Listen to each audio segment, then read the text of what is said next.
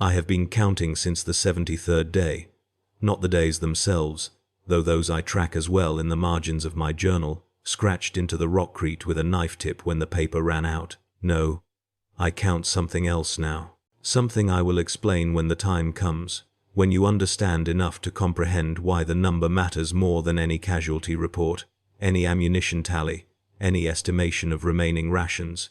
The number is 417. Remember that. Hold it in your mind as I tell you what happened here, and perhaps by the end you will understand why I whisper it to myself in the darkness, why I carve it into my palm with my thumbnail when the bells ring, why it has become more important than my own name. The fortress of Caelborn Reach was never beautiful. I want to make that clear from the start, because some of you might imagine we were defending something worth defending, some gleaming bastion of imperial glory with golden spires and sacred murals depicting the emperor in his magnificence. No, Caelborn Reach was a squat, brutal thing, a carbuncle of ferrocrete and rusted iron that had squatted on this ashen plateau for 6 centuries. Its walls were 30 meters thick at the base, honeycombed with corridors and murder holes, and ancient defensive systems that no one fully understood anymore. The tech adepts who maintained them had died in the first wave, caught in the outer bastions when the enemy poured over the walls like a tide of screaming meat. And after that we made do with what we knew, which was precious little. But the walls held. That was the important thing. The walls held, and we held with them. And for a time that seemed like it might be enough. I was a sergeant when it started. 10th Platoon, 3rd Company. Attached to the garrison specifically because my commanding officer wanted me as far from the front lines as possible. I had a reputation for asking questions, for noticing things that perhaps I shouldn't notice, for speaking when silence would be the wiser choice. Garrison duty at Caelborn Reach was meant to be my punishment, a slow death by boredom while the war ground on without me hundreds of kilometers to the east. Instead, the war came to us. It came screaming out of the mountains on the 42nd day of our posting, a horde so vast that the initial reports were dismissed as sensor malfunctions. By the time command accepted the truth, the outer defenses were already burning. The enemy was not what I expected. I had fought cultists before, the ragged fanatics who threw themselves at our lines with improvised weapons and manic devotion, dying by the hundreds for every meter of ground they gained. Those were almost easy. If anything in this universe can be called easy, you pointed your weapon, you fired, they fell. The math was simple. But the force that besieged Caelborn Reach was something else entirely. They were organized, disciplined. They moved with a purpose that suggested intelligence rather than mere fury, and at their center walked things that had once been men but had become something else, something that hurt to look at directly, something that left after images burned into your vision like staring at the sun. The first assault came on the 43rd day. They threw themselves at the southern wall in a wave of flesh and metal, scaling ladders and siege towers that they had constructed with disturbing speed from materials I did not want to examine too closely. We killed thousands of them. The wall-mounted autocannons chewed through their ranks like threshers through grain, and we stood at the parapets with our lasguns and added our own fire to the carnage. And still they came. When the sun set that evening, the ground before the southern wall was carpeted with corpses 3 deep, and we had lost 412 defenders. A fair trade, you might think. A ratio that any Imperial commander would accept without hesitation. But you did not see their faces as they died, the ones who reached the top of the wall before we cut them down. You did not see them smiling. Day 44 brought a lull. They pulled back to their camps in the mountains, and we used the time to reinforce our positions and count our dead. I walked the walls that morning, as I would walk them every morning for the next 100 days, checking on my platoon, noting the damage, listening to the sounds of the fortress. That was when I first noticed the bells. Caelborn Reach had a chapel at its heart, a small stone structure that predated the fortress itself. In its tower hung 3 iron bells that had been ringing the hours since before anyone could remember. I had heard them since my arrival, of course, a distant tolling that marked the passage of time. But that morning, I truly listened to them for the first time. They rang 7 times for the 7th hour, a slow, mournful sound that echoed off the walls and faded into the ashen sky, and I found myself counting along. 1, 2, 3, 4, 5, 6, 7. A simple thing, a meaningless thing, but I remember it now with perfect clarity because it was the last time the bells sounded right. The second assault came on day 48. This time they struck from the east and west simultaneously, dividing our forces, and they brought something new with them. Engines, not vehicles, not in any sense I understood, but great crawling things of fused metal and flesh that dragged themselves across the killing ground on legs made of jointed bone. They absorbed las fire like sponges absorbing water, barely slowing, and it took concentrated cannon fire to bring each one down. We lost the eastern gatehouse that day. A squad of infiltrators had somehow gotten inside, Emperor alone knows how, and they opened the gate from within. 300 defenders died in the corridor fighting before we managed to seal the breach with rubble and the bodies of the fallen. I was there for the final push, shoulder to shoulder with strangers whose names I never learned, firing until my power pack ran dry, and then using my rifle as a club. The smell was indescribable, blood and smoke, and something else, something sweet and rotten that clung to the back of my throat and would not leave no matter how much recycled water I drank. That night I heard the bells ring midnight. 12 tolls. But I counted 13. I told myself I had miscounted. It was the fatigue, the stress, the lingering adrenaline from the battle. Of course I had miscounted, but I lay awake in my bunk for hours afterward, staring at the stained ceiling, running through the count again and again in my memory. 12. There should have been 12. I had counted 13, day 52. The enemy settled into a siege pattern, content to surround us, rather than throw their forces against our walls. Scouts reported their numbers were actually growing, reinforcements streaming in from somewhere deeper in the mountains, swelling their host until it stretched from horizon to horizon, a carpet of tents and fires and moving figures that seemed to pulse with a life of its own. Our Vox communications with the outside world had gone silent on day 49.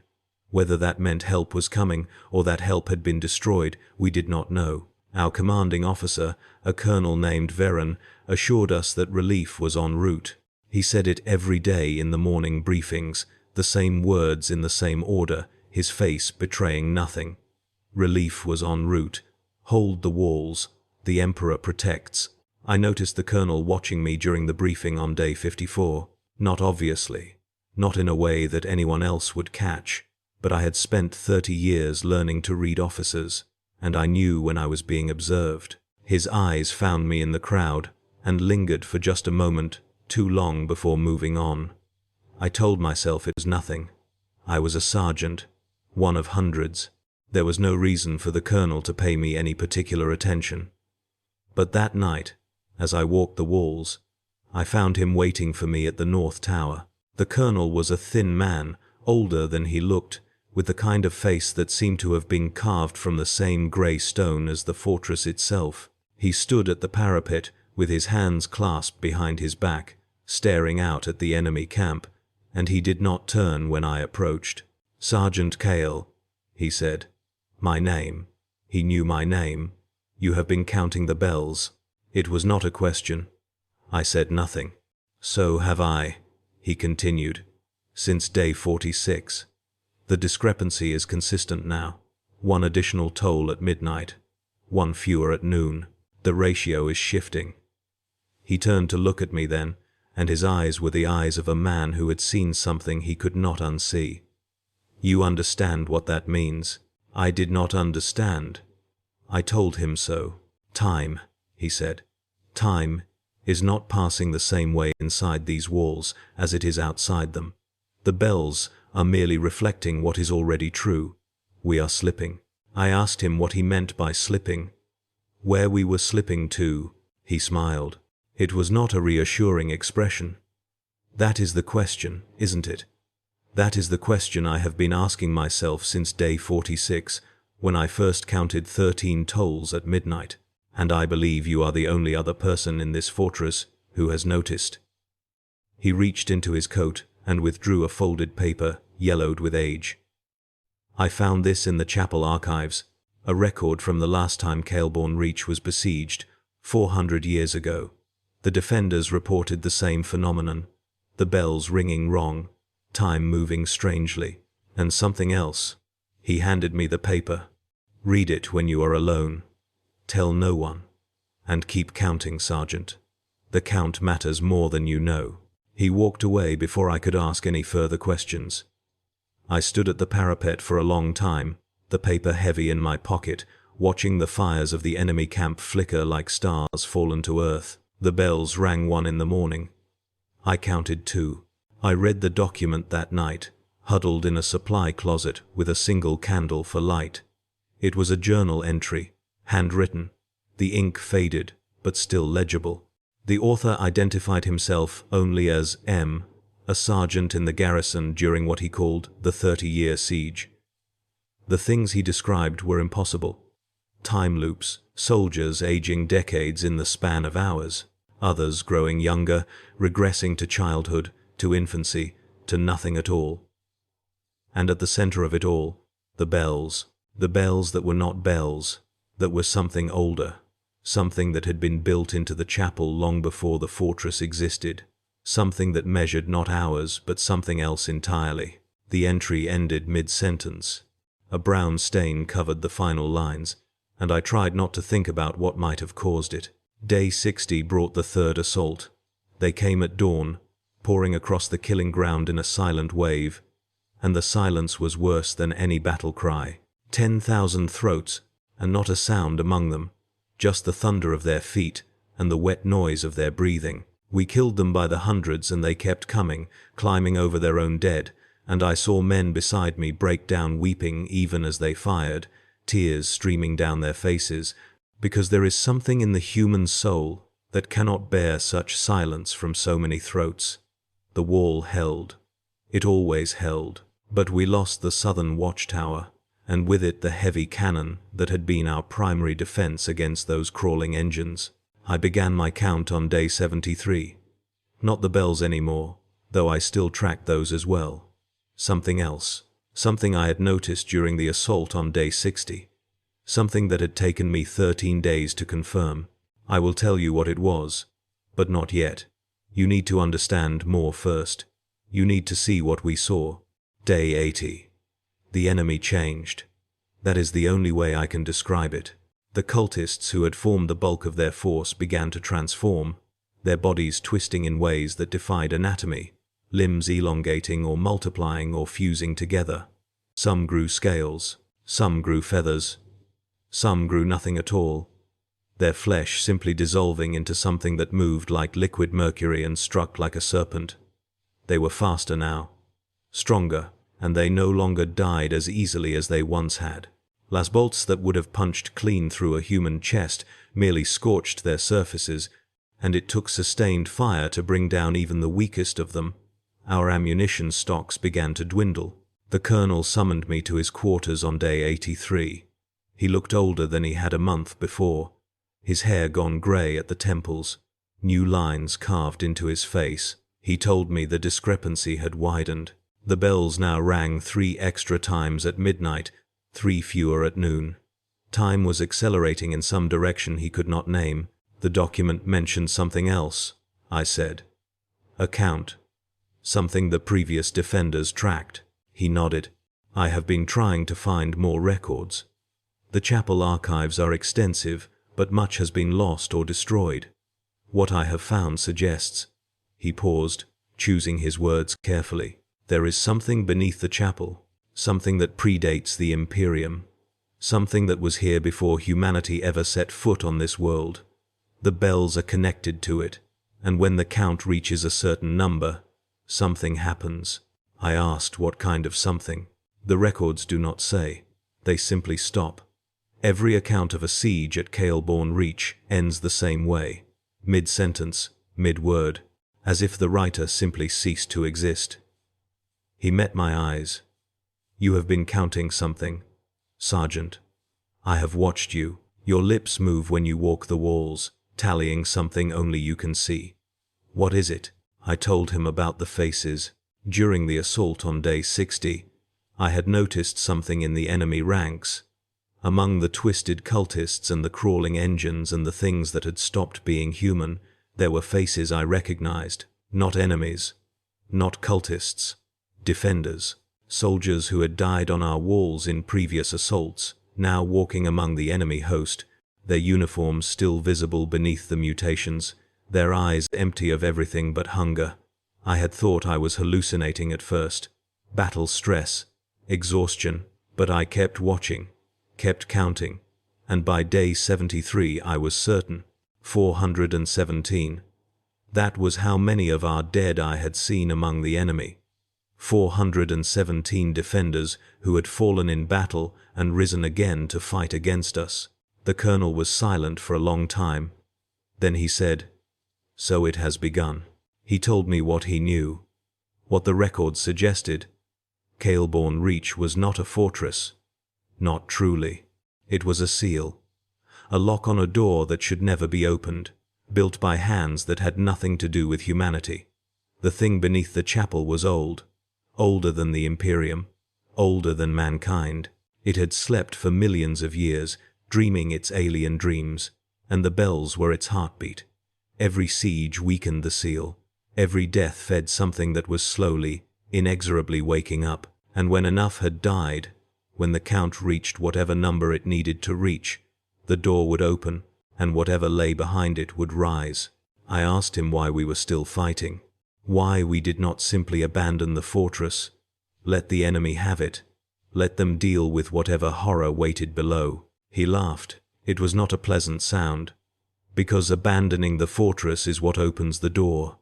The seal requires defenders, requires their blood, their will, their deaths. It feeds on sacrifice, Sergeant. If we stop fighting, if we surrender, if we simply walk away, the seal breaks immediately. At least this way, we buy time. Every day we hold out is another day the Imperium has to prepare for what is coming. Every enemy we kill is one fewer to join whatever emerges. I asked him what would happen when we ran out of defenders. He did not answer. He did not have to. Day 90 brought the rain. Not water, something else. It fell from a sky that had turned the color of a fresh bruise, thick drops of liquid that sizzled where they struck bare skin and left marks that would not heal. We learned quickly to stay under cover, to wrap ourselves in whatever material we could find. But some did not learn quickly enough. I watched a man dissolve over the course of 3 hours, screaming the entire time, his flesh sloughing off in sheets, while his bones remained standing, still clutching his weapon, still trying to fight. The rain lasted for 4 days. When it stopped, we had lost 200 more. I was walking the walls on day 95, when I first heard the voice, not the whispers that had plagued us since the siege began, the constant susurration that seemed to come from everywhere and nowhere, promising things I tried not to hear. This was different. This was clear. This was a single voice, speaking in a tone I almost recognized, saying my name, Sergeant Kale. I spun, my weapon raised, but there was no one there. Just the empty parapet and the ashen sky, and, in the distance, the enemy host that now numbered in the hundreds of thousands. You have been counting. I did not respond. You do not respond to voices that speak in your head. Every soldier knows this. You do not acknowledge them. You do not engage with them. You report them to the commissars and you pray that whatever has taken notice of you loses interest. 417. That is your number. But you have not asked yourself the important question. I pressed my hands to my ears. It made no difference. The voice was not coming from outside. You have not asked what they are counting. And then it was gone, as suddenly as it had arrived, leaving me alone on the wall with my heart hammering in my chest and my count turning over in my mind like a prayer. 417. I had seen 417 of our dead among the enemy, but the voice was right. I had been so focused on my own tally that I had not stopped to wonder what the enemy was counting, what number they were trying to reach, what would happen when they reached it. I sought out the colonel that night. His quarters were empty. His bed had not been slept in. I found him eventually, in the chapel, kneeling before the altar with his hands clasped and his lips moving in silent prayer. He did not respond when I called his name. I touched his shoulder, and he toppled sideways, stiff as a board, his eyes open but seeing nothing. He was not dead. I could see his chest rising and falling, could feel the flutter of his pulse when I pressed my fingers to his throat, but he was somewhere else, his mind gone to whatever place the chapel bells measured, and I could not bring him back. I took command of the garrison on day 96. There was no formal ceremony, no announcement. I simply began giving orders, and the survivors were so desperate for direction that they obeyed without question. We had lost half our original strength. The walls were crumbling in places, patched with rubble and corpses, and anything else we could find. The ammunition was nearly gone. The food would last perhaps another week if we rationed strictly. And outside the walls, the enemy waited with a patience that was almost worse than their assaults. Day 100. A century of siege. I marked the occasion by walking the walls as I always did, counting my dead, watching the enemy host shift and pulse like a single vast organism. The bells rang noon. I counted 7 tolls instead of 12. Time was running out. I could feel it in my bones, in the way the air seemed to thicken with every passing hour, in the way shadows moved when no one was casting them. The thing beneath the chapel was stirring. I could hear it sometimes, a low vibration that was more felt than heard, a heartbeat that was slowly sinking with the rhythm of the bells. The voice returned on day 104. They are counting souls, it said. Every death within these walls adds to their tally. Every defender who falls, every enemy who dies, every drop of blood spilled on this ground, it all flows downward. It all feeds the door.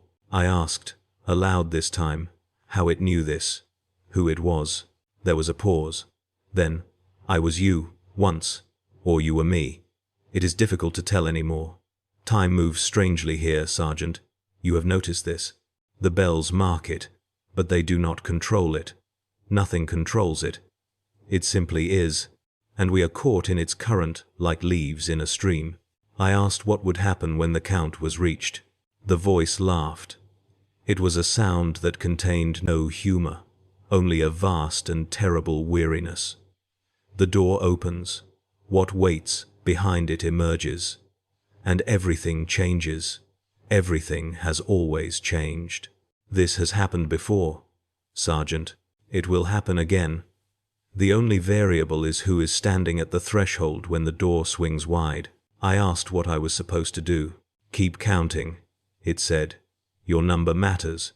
It is the key to the lock, or perhaps the lock to the key. I was never certain. But when the time comes, when you stand before the door, remember, 417 is not an ending. It is a beginning.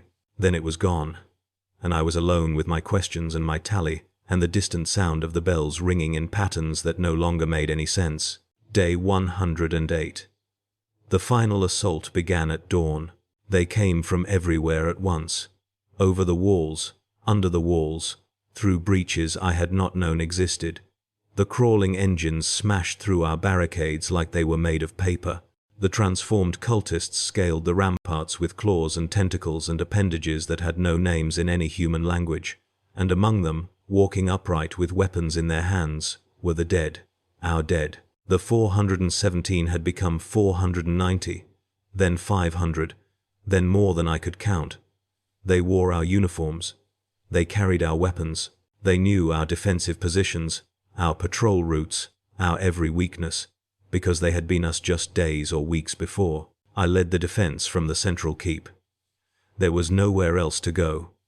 The walls had fallen, section by section, and we had retreated inward, contracting like a dying star, until all that remained was a few hundred survivors clustered around the chapel. The bells were ringing constantly now, a cacophony of sound that seemed to come from inside my skull, and I no longer tried to count the tolls. There were too many. There were too few. There was no pattern that my mind could comprehend. The colonel was still kneeling before the altar when I entered the chapel. He had not moved since day 95. His skin had taken on a waxy pallor, and when I looked at his face, I saw that his eyes had changed. They were no longer grey. They were the color of the bruised sky that hung over Caelborn Reach, swirling with patterns that hurt to observe. "You need to come back," I told him.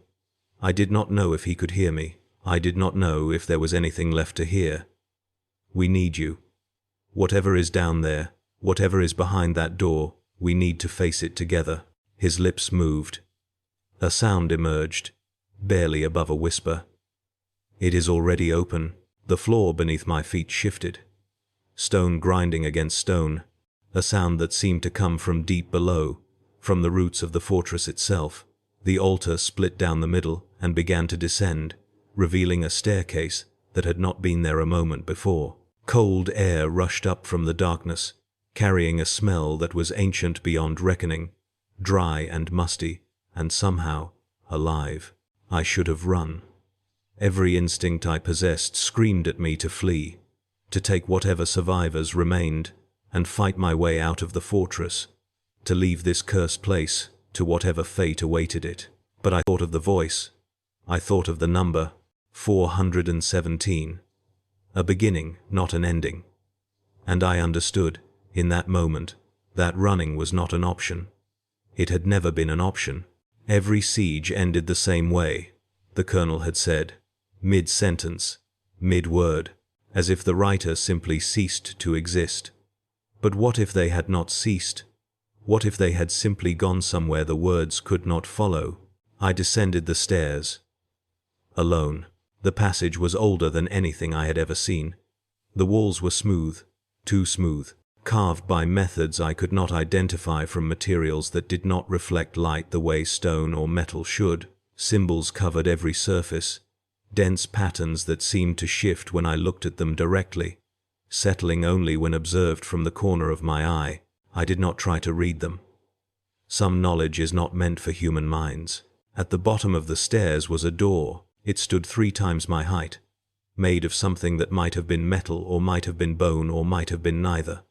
In its center was an indentation, roughly the size and shape of a human hand, and around this indentation were circles, hundreds of them, thousands, concentric rings spiraling outward from the center, each one carved with symbols, each one containing a number. I looked at the innermost circle. The number carved there was 417. The voice spoke one final time. This is what they were counting. Every soul lost within these walls. Every death that fed the seal. 417 is the number of defenders who have died across every siege of Caelborn Reach. The same number. Always the same number. Because the door does not open until that number is reached, and once it is reached, everything resets. The siege begins again. The defenders die again. The count starts over. I stared at the door. Resets? Look at the other circles. I did. The second circle read 417. The third, the fourth. Every circle, spiraling outward to the edge of the door, contained the same number. Thousands of circles, thousands of sieges, millions of years of defenders fighting and dying and fighting again, feeding something that could not be killed, only delayed. The door is already open, the voice said. It has always been open. This is not a seal. It is a mill. It grinds souls into whatever the thing below requires to sustain itself. And you, Sergeant Cale, are simply the latest grain to fall between the stones. Above me, I could hear the sounds of battle, screaming, weapons fire, the crash of walls falling and men dying. The siege was reaching its conclusion, as it always had, as it always would. 417 souls. The count was almost complete. I placed my hand in the indentation. The door did not open. It unfolded. Layer upon layer of ancient material peeling back like the petals of a flower, revealing what lay beyond.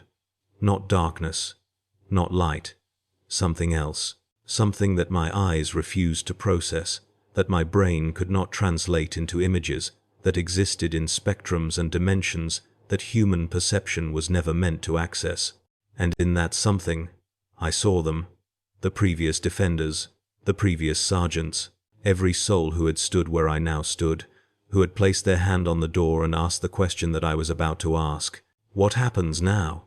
The voice answered, but it was not one voice anymore. It was thousands, millions, every defender who had ever died within these walls, speaking in unison, their words layered atop one another into a chorus of infinite weariness. Now you join us. Now the count resets. Now the siege begins again, and new defenders take your place, and they count the bells and count the dead, and eventually one of them descends these stairs and places their hand on this door and asks the same question you just asked. This is not an ending, Sergeant Cale. This is the only ending there has ever been. This is the only ending there will ever be. I should have been afraid. I should have felt despair, horror, rage at the futility of everything I had endured. But standing before that impossible threshold, surrounded by the voices of every soul who had come before me, I felt only a strange and terrible peace. The count was complete. My part was over, and somewhere above me, in the ruins of Caleborn Reach, the siege was ending and beginning at the same time. New defenders taking their positions on the walls, new enemies massing in the mountains, the whole bloody cycle spinning up again like a wheel that had never stopped turning. I stepped through the door, and I am still stepping. That is what I need you to understand. There is no other side. There is no destination. There is only the threshold, and the stepping, and the endless fall through something that is neither space, nor time, nor anything with a name. I have been falling for what feels like centuries. I have been falling for what feels like seconds. The voices of the other defenders surround me, falling alongside me, and we speak to one another in languages that human throats were never meant to produce. And we watch the sieges unfold above us, one after another, an endless procession of courage and slaughter and sacrifice that feeds something we cannot see. The count is still 417. It will always be 417. That is the number required to complete the cycle, to turn the mill one more revolution, to grind one more generation of souls into whatever sustenance the thing below requires. And I understand now why the voice told me the number mattered, not because it could be changed, not because knowing it would save me, but because counting it, tracking it, understanding it, was the only act of defiance available to those who served Caleborn Reach. We could not stop the siege, we could not break the cycle, but we could bear witness, we could remember, we could count the dead and speak their names into the void and ensure that their sacrifice was not completely meaningless. I am still counting. Even here, in this place beyond places, I count. The new siege has begun. I can feel it, somehow, the way you can feel the change in pressure before a storm.